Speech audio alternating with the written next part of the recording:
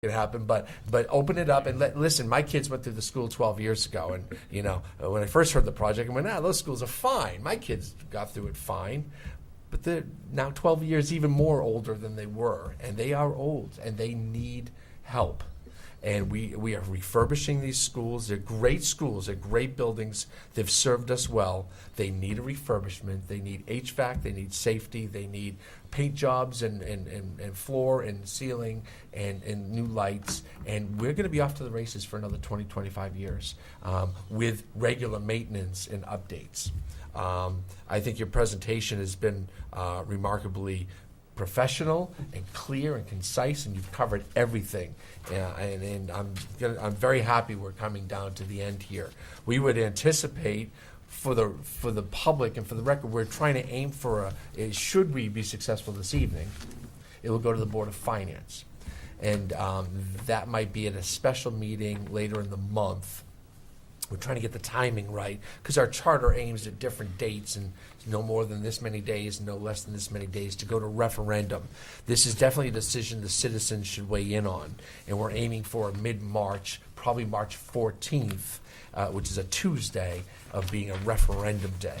So, that's what we're aiming for. I don't see anything getting in the way of that. Of course, it does need an approval of this commission this evening, and then the Board of Finance. Again, thank you for your presentation, Dr. Hagan, Mr. Superintendent, and all the rest. And I'm looking forward. We have a town building committee that is well equipped, well manned up, and they're going to be working on this project. And I have full confidence in the men, and I'm not sure if there's any women on that, the men that are sitting on that commission, and possible women in the future, that will guide and watch our taxpayer money, because that's very, very important in all of this. So, any other comments? Could I follow up? Let me just add one other point to that, because it just wasn't mentioned, and I think it's a good piece for our community at home, and the fact that, at Haynes, we're reopening that second gym. There's a lot of activities that go on across the town, and I know Dave Putnam in Park and Rec is always clamoring for for gym space, and a gym can be used not just for recreational activities. It can be used for a number of different things, theater type productions. So I think that's a good piece that we're also giving back to the community, is having a second large space to be used in multiple manners. It's an important matter, because it added some cost to the project that you went ahead and approved the fact that, yes, as a community, we're in desperate need of indoor space. And this project is going to create another gym space for our youth, which is, hey, we're lucky to be out of space. We're a community where the youth get involved, and that's awesome. So that's a good problem to have, and now we have that gym that we can open up again. Mr. Salerno? Just to follow up on that, the gym was a very important thing. And I can tell you from experience, my kids are involved in youth basketball, and we don't have enough gym space as it is. We're actually renting space out in New London at Williams School because we have so many kids involved. And anytime we have kids involved with athletics and stuff like that, it's keeping them healthy. It's a good thing. So having that extra gym is a good thing. So as you know, I was on the steering committee. I thank you for asking me to join that. In the beginning, I had some reservations with the other two plans. I believe that this plan addresses all the issues I had and deficiencies. In a little more detail, I think this one acknowledges that the existing schools don't have any major structural issues. It takes advantage of newer innovative technology that enables our heating and cooling with low ceiling space. We were told before that Flanders couldn't handle it. We've done our research, and we now know that we can put systems in that we don't have to raise the roof there. That's a good thing. We're also, the second plan we were talking about replacing items that didn't need to be replaced, roofs that didn't need to be replaced that still had 15 years, gym floors that were in perfectly good condition, just because the state told us we had to do it. And it's inappropriate for us to do that, and I think this is a more responsible plan for our town. This plan addresses the Castle Booze study. I went over that in detail before, I think almost in entirety. The main thing from the Castle Booze studies was the elementary schools, quote, on the other hand, exhibited staff and student concerns over space, temperature, and general air quality. This plan handles that. The new HVAC system would be more efficient. With the VRBF technology, it allows both heating and cooling. It allows air replacement. So we're going to improve the air quality. That's a big issue that we have at these schools. Not only that, our window units that we have in the schools are going to go. They make a lot of noise and rackets, distracting to the students. We're going to gain window egress. Those as they're coming out. It's actually going to help us get more electric in the room because we're not using it for air conditioners. Each classroom could be more balanced now with temperature. Every time I go, even when I go to Flanders to drop my kids off, some rooms are very hot, some are very cold. This is going to allow that to get balanced out. And these systems are being installed in schools. So this is a good thing. I looked at the price that the Castle Blues had. They had it at $17.7 million for all the upgrades.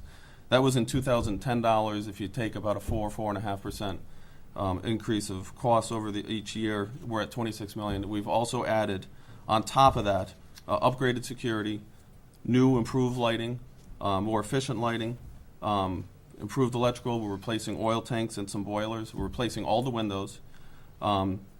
Safer gym at Nyack Center School. That gym is extremely, the floor is very slippery there. So improving disability, ADA in that gym is a big improvement. We're getting the additional gym in Lily B. That will be utilized. We're getting new parking lots in Lily B and Nyack Center School. Those are almost an embarrassment at this point.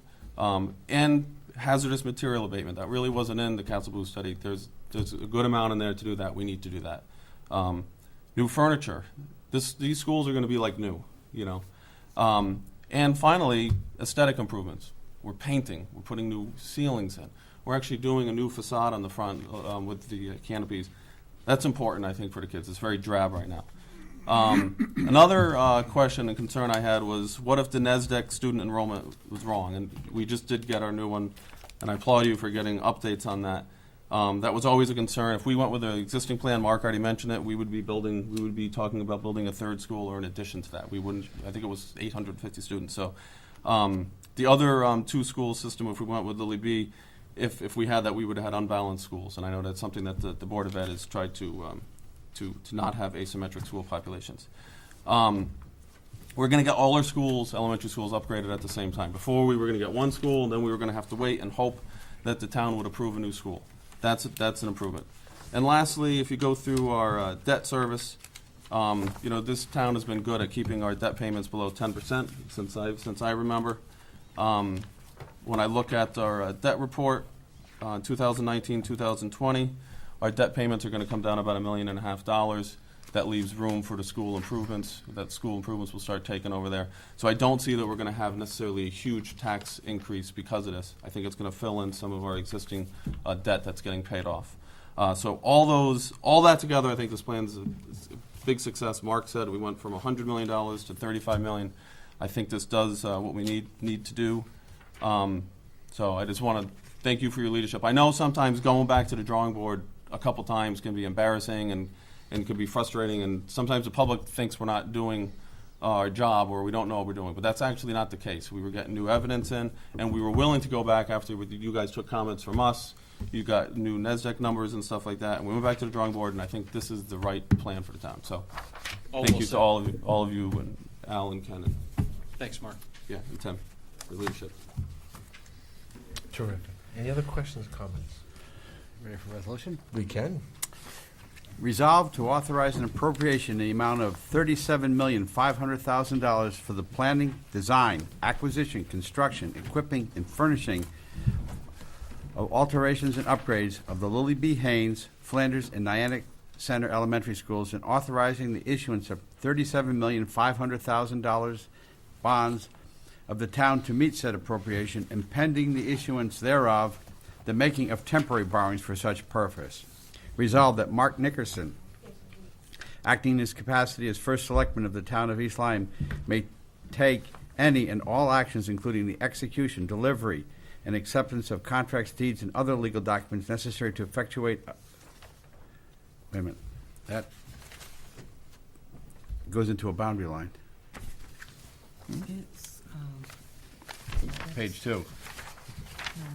Next two motions. Pending issuance thereof, the making of temporary bondings, For such purpose. That and must be. borrowing for such purpose, that's it. Okay, then that's it right there, because then it looked like. Yeah, that's the next one. Yeah. Yeah. So we already did. We already did the other one. The other one got added to the end of that, Correct. so. Yeah. Okay, the making of temporary borrowings for such purpose, ending right there. I'll second that. We have a motion and a second. Any other comments? All in favor, say aye. Aye. Any opposed? Any abstain? The motion carries unanimously. I congratulate the Board of Ed, the public schools. Thank you for all the hard work, and Godspeed on this one. Let's keep this thing moving. Actually, the hard work is just starting, so. Terrific. Thank you again. I'll let you unplug here so you can go home to your kids.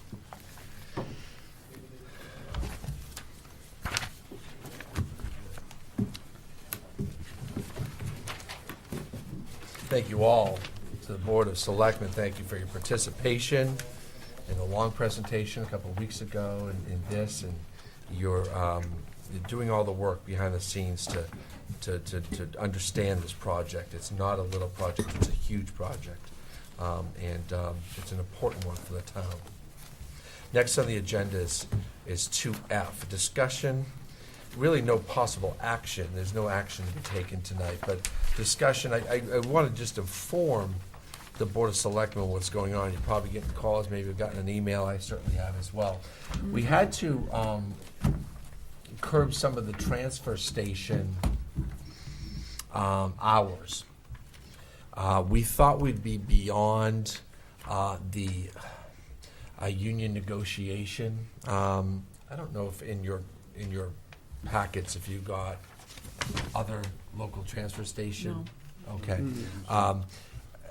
I can pass this around. Basically, what's going on is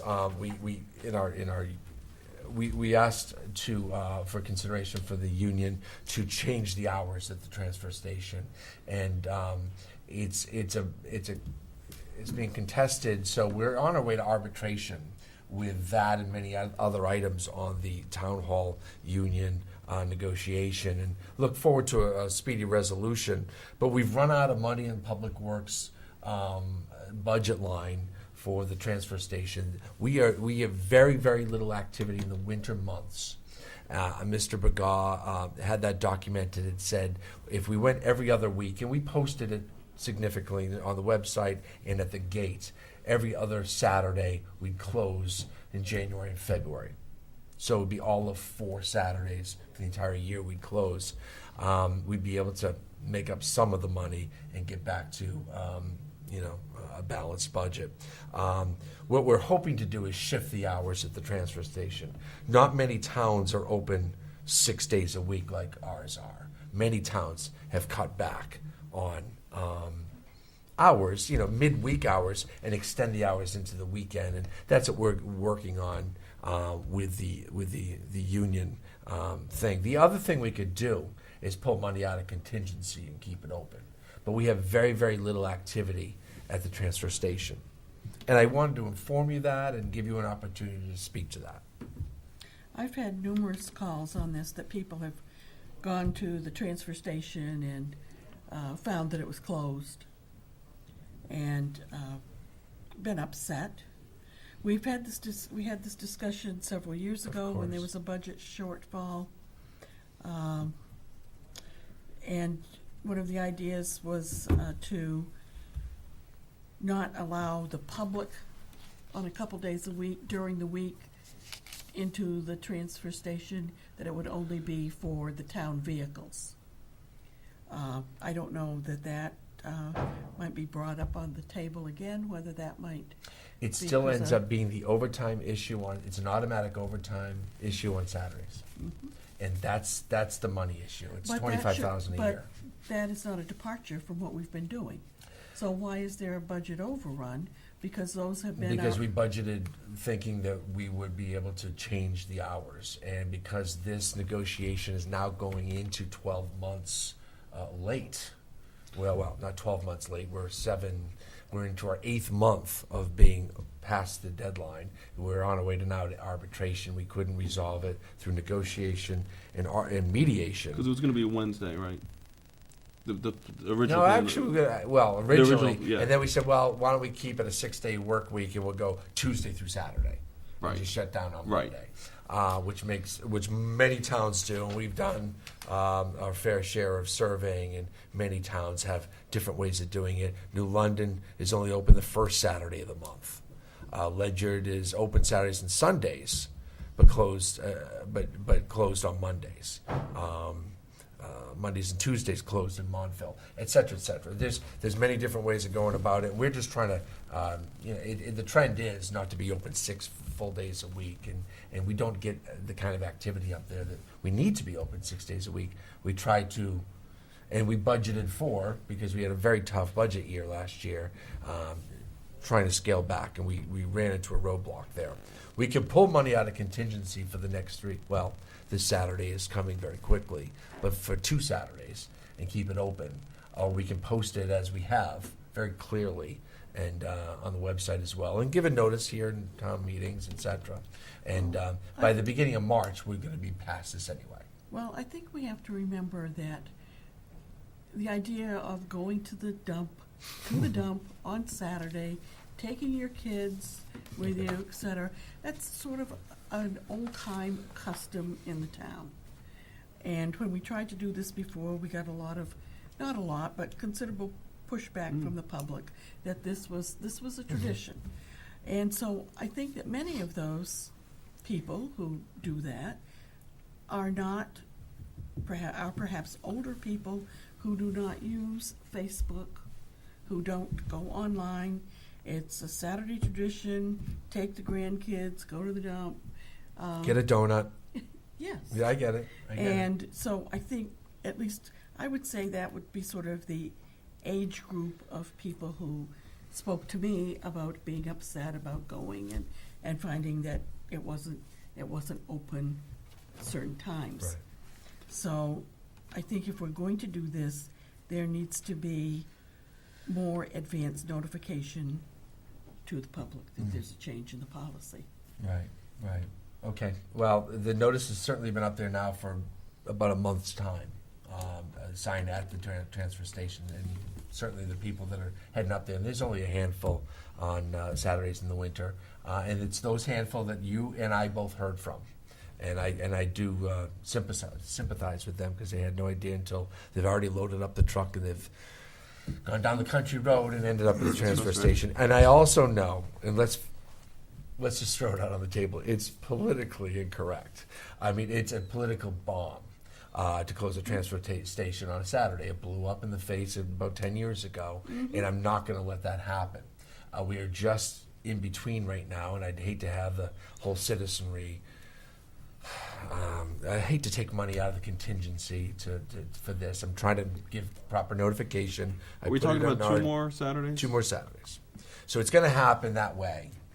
We're not even prepared tonight to pull the money out of contingency. It's not on our agenda. So, by the time we get done with this, it's going to be over. But I did want to bring it up to you, and I'm sorry I'm bringing it up to you late. Okay. I think that something that does impact the public in this manner, I think that we should be informed about it prior to it happening. Yes. And in the future, you certainly will. But in the future, I don't plan on closing the transfer station on Saturdays. Hopefully we can work something out. And if not, then we're just going to be paying more for our transfer station. Well, I would like personnel. to have a discussion, because I know that there are many communities who close on a day during the week to the public, but the town vehicles would still do their regular pickup, and they would have access. They'd have to figure out a way to monitor the gate or something, but... Well, it's... And I think that might be a cost savings. There's no cost savings, though, because you still have to put the personnel up there. This is what he's talking about when they're trying to negotiate If with the contract. their employee contract, it says you will work Monday through Friday and Saturdays. And until I can get that contract changed, I got to pay him for 6 days a week. And that's where we're coming into a money crunch here. And listen, I'm going to work it out. I'm going to work it out where, again, we're going to be going into an arbitration, and we're going to end up with a fair, balanced decision on that. But hopefully we can win one for the citizens. I've been one of those people that have had my truck full and been turned away before in the past, so I know the frustration. And I don't blame them for complaining. I really don't. It's frustrating. Now you have a truck full of stuff. Right. So we're going to get to and the a end. disappointed kid Yeah. if you had your kid with you. Well, Yeah. maybe it gets two. And a donuts lot of that day. people, and a lot of people like myself, I have to take time off. So a lot of people, their schedules are Monday through Friday, so Saturday's the day they do it. Well, and if I may add, and actually I got caught in that last week. I had a car full of junk and racing to meet the deadline, and it was closed anyhow. So, but the other thing is, when you close the dump on a Saturday, you're running the risk of someone finding another place for the stuff they would have brought to the landfill. Right. And so there's an additional cost that I think you have to consider. We do. So Yeah, I know, and that's why we don't want to do this. I know when they were building Gateway and going down that road, there was so much junk down there on that road that had been deposited. Yeah. It was shameful, crazy. but that's what happened. So Yep. something else we have to think about. You got it. Okay. All right, so that's been brought up to you, and we're gonna get that fixed, and obviously keep the transfer station open every Saturday. Hopefully, we can shift the hours. Mark, when is that contract?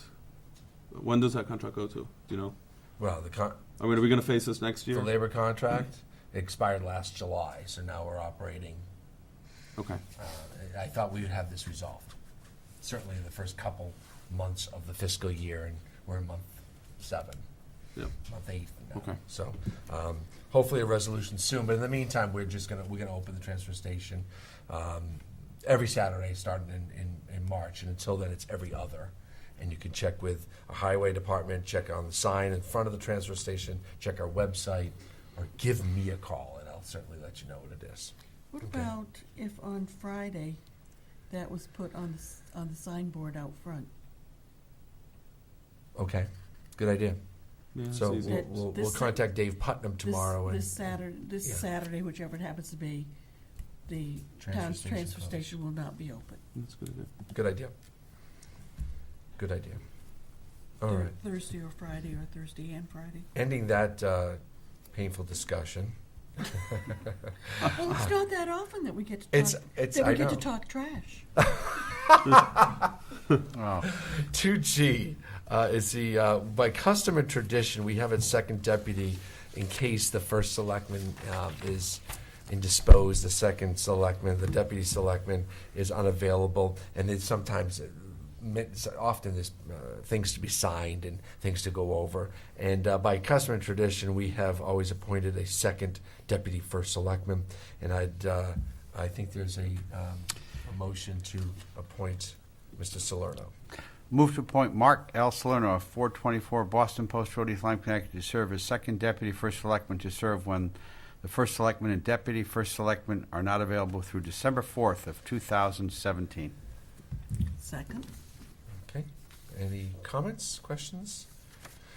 Mark has asked us to make sure we're both out of town at least 1 hour sometime during the year, just so he has an opportunity to be an acting first selectman, which is Coup d'etat. we'll try. Maybe Christmas Eve or something. All in favor, say aye. Aye. Any opposed? Any abstained? Thank you, Mark, for your added service.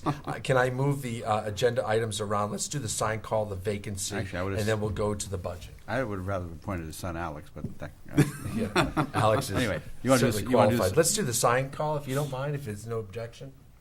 okay. Okay. Sign call. Town of East Lyme notice of special town meeting. Notice is hereby given of a special town meeting of the Town of East Lyme to be held on February 15th, 2017, at 7 p.m. Eastern Standard Time at the East Lyme Town Hall Upper Conference Meeting Room for the following purpose: to appropriate $62,000 in CNRE Fund 32 for the purchase of a new 12-passenger and 2-wheelchair bus to be utilized as a senior center, to an account to be established titled COA DOT 5310 Bus as follows: $49,600 from the Connecticut Department of Transportation 5310 grant, and to transfer the town share in the amount of $12,400 from Fund 32, account number 32-70-300-500-100, town project allocations, dated in East Lyme, Connecticut, this first day of February 2017. Second? Second, any comments? All in favor, say aye. Aye. Any opposed? Any abstain? Mrs. Hardy has a nominee to fill a vacancy, I believe. Right, this would be to fill the vacancy on the Commission on Aging. I'd like to nominate Mr. Michael Beckich of 84 Hope Street, Niantic, Connecticut, to serve on the Commission on Aging. And I'm sorry I don't have the term dates. He's filling an existing vacancy, so he will come. Through January 6th, You have it? 2020. Okay, thank you. So that wasn't on the microphone. So January 6, 2020 would be the vacancy fill. Oh. Is there a second? Second. I'll second. Okay. All right, you have Mr. Beckich's resume, and probably most of you know him. He is currently the assessor for the town of Waterford. He's lived in the community for many years, and you're probably familiar with his wife, Donna, who was the former assessor in our town. So he has, over the years, he's served as advisor to various commissions, and I think that this is a position that would interest him, and he would also add to the commission. Terrific. I have a motion. It's been seconded multiple times. And so I'm sure you chose someone there. Are there any further comments? I know Mike, he's a great guy, and I'm really pleased to see he's anxious to serve our town again and yet another way. So any other comments? I'll take a vote. All in favor, say aye. Aye. Any opposed? Any abstain? Okay. We'll move back up into our agenda. 2H is the overview of the 2017-18 budget. And Kim, I can give you a copy of the overview at the end of this meeting if you'd like. I should have given it to you. I'm sorry. But I generally read the first page just to give you a brief overview of the philosophy going into this year's budget season, which is generally lately no different than the last several years. But tonight I present to you the working draft of the Board of Selectmen budget for 2017-18. And I doubt there's anyone in Connecticut that hasn't heard of the state government's budget crisis and the pressure it's putting on municipal services throughout our state. These are not good days for Connecticut's families and businesses. Our economy is anemic at best. Industry's success stories are few, and most businesses are struggling just to remain flat. All this is putting extreme pressure and an atmosphere of uncertainty on families in our community. That said, we live in a vibrant town, a town filled with great natural resources, superior departments and services. Our citizens choose to live here. They appreciate the high quality of life and are grateful for the value that they've come to expect from our tax dollars. Our budget is a simple one. There's no new programming or expansion of our municipal government this year. A great majority of the town's budget goes to labor and associated benefits for the people who serve our citizens. Investments must continue to be made on heavy equipment, on buildings, roads, and other resources, but they are only done so with great scrutiny and only after exhausting the value of what we already have. I worked hard with Finance Director Anna Johnson to bring this town government budget to you at 3.75%. At this proposed level of funding, some departments will be forced to scale back certain services and operational procedures.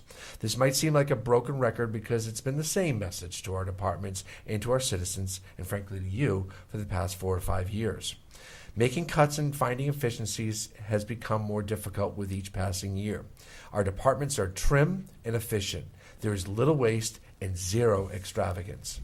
I look forward to and expect your input as we further fine-tune this budget plan for public approval. There can be more cuts, but they will come at the expense of town services.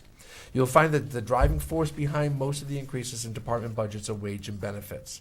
I have negotiated in good faith with most of the town's labor unions. We've negotiated 2 new contracts that are fair to both sides. A third negotiation is headed to a binding arbitration in the coming months, and I have confidence that a common sense decision will be